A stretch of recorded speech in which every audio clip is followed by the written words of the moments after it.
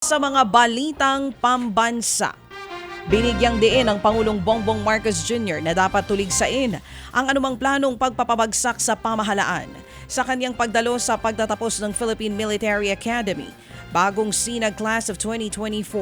Tinalakay ng Pangulo ang kanyang kampanyang Bagong Pilipinas. Marami raw itong kinakaharap na paninira at usap-usapang destabilisasyon, lalo't nagsisimula pa lamang ito. Sinabi yan ng Pangulo sa gitna ng pagkakaugnay kay dating Pangulong Rodrigo Duterte sa umano'y planong pagpapatalsik kay Marcos Jr. Hindi pinangalanan ni dating Senator Antonio Trillanes ang kanyang source, pero anya may ilang retirado at aktibong pulisang nagkakaisa para sa umano'y destabilization plot laban kay PBBM. Nanindigan naman si Pangulong Bongbong Marcos na hindi niya personal na kilala ang kontrobersyal na mayor ng Bamban Tarlac na si Alice Guo.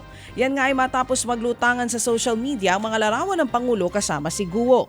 Ang giit ni Marcos Jr., mas nakataon ngayon ang investigasyon sa pagkakaugnay ni Guo sa ni-raid na Philippine Offshore Gaming Operation o POGO sa Bamban.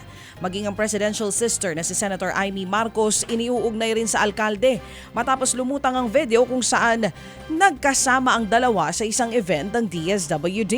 Sa isang text message sa News 5, hindi itinanggi ng senadora na nagkasama nga sila ni Alice Guo, pero giit niya, hindi sila close. That proves nothing.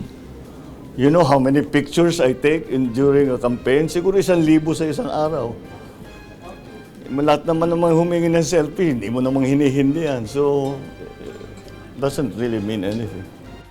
Yan po ang tinig ng Pangulong Bongbong Marcos Jr. Iniimbestigahan naman ng Bangko Sentral ng Pilipinas ang mga empleyado na umano'y may pekeng attendance records.